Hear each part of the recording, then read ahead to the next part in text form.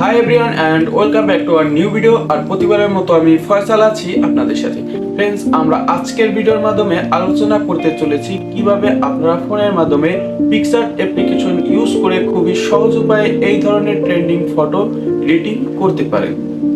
তো বন্ধুরা, এটা করার জন্য অবশ্যই আপনাদেরকে পুরো ভিডিও জুড়ে আমাদের সাথে থাকতে হবে, তা নাহলে আপনারা এটাকে করতে পারবেন না। তো বন্ধুরা, চলুন আর কথা না বাড়িয়ে আমরা মূল ভিডিওটা শুরু করি। আর বন্ধুরা, মূল ভিডিওটা শুরু করার আগে আপনারা যদি আমাদের চ্যানেলে নতুন হয়ে থাকেন তাহলে অবশ্যই আমাদের চ্যানেলটি সাবস্ক্রাইব করে পাশে থাকা বেল আইকনটি অল করে দিবেন, যাতে আমাদের চ্যানেল থেকে যদি কোনো ধরনের ভিডিও আপলোড করা হয় তার নোটিফিকেশন সবার আগে আপনার কাছে পৌঁছে যায়।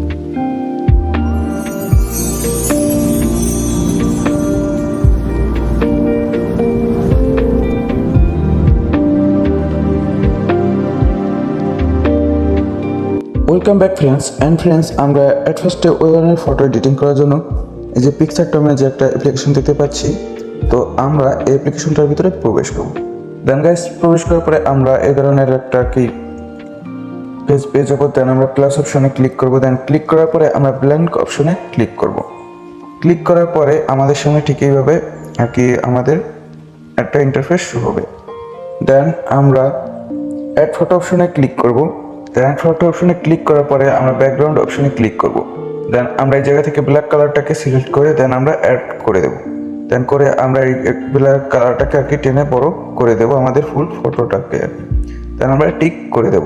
দেন টিক করে দেওয়ার পরে আমরা আবার অ্যাড ফটো অপশনে ক্লিক করব। দেন আবার ব্যাকগ্রাউন্ডে ক্লিক করব। দেন আমরা সাদা কালারটাকে সিলেক্ট করে অ্যাড করে দেব। দেন এই সাদা কালারটাকে সিলেক্ট করার পরে তো আমরা একটু স্ক্রলস করব। দেন স্ক্রল করার পরে শেপ নামে যে আমরা একটা অপশন দেখতে পাচ্ছি এর উপর ক্লিক করব। দেন ক্লিক করার পরে আমরা শেপে ক্লিক করব। দেন আমরা যে গোল কালার বৃত্তর মতো যে কালারটা দেখতে পাচ্ছেন আমরা এই কালারটাকে সিলেক্ট করব। দেন আমরা টিক অপশনে ক্লিক করব। দেন ক্লিক করার পরে আমরা ইফেক্ট অপশনে ক্লিক করব। দেন আমরা ব্লার অপশনে ক্লিক করব। দেন ক্লিক করার পরে আমরা এটাকে চাইলে কাস্টমাইজ করতে পারি। দেন আমরা টিক অপশনে ক্লিক করব। দেন আমরা এটাকে টেনে বড় করে দেব। দেন আমরা টিক অপশনে ক্লিক করব।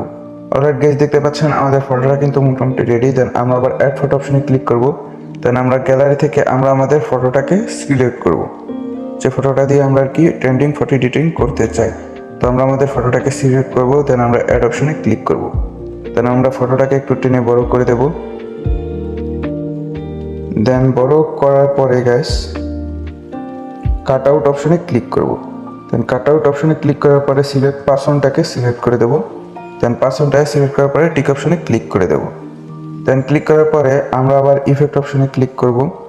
দেন ইফেক্ট অপশনে ক্লিক করার পরে আমরা কালার্সে চলে যাব। দেন কালার্স থেকে আমরা এই কালারটাকে সিলেক্ট করে দেব। দেন আমরা অ্যাডজাস্টে চলে যাব, অ্যামাউন্টটাকে একদম ব্ল্যাক করে দেন আমরা টিক অপশনে ক্লিক করে দেব।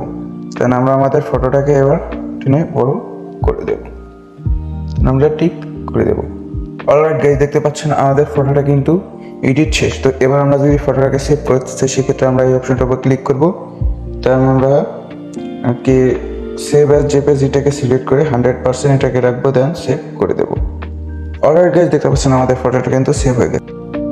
তো বন্ধুরা, আমাদের আজকের ভিডিওটা এই পর্যন্ত। আর ভিডিওটা কেমন লাগলো অবশ্যই কমেন্ট করে জানাবেন। আর আমাদের ভিডিওতে কিন্তু একটা লাইক দিতে ভুলবেন না। আর আমাদের চ্যানেলে যদি নতুন হয়ে থাকেন তাহলে অবশ্যই সাবস্ক্রাইব বাটনটাতে প্রেস করে আমাদের চ্যানেলটি সাবস্ক্রাইব করে রাখুন।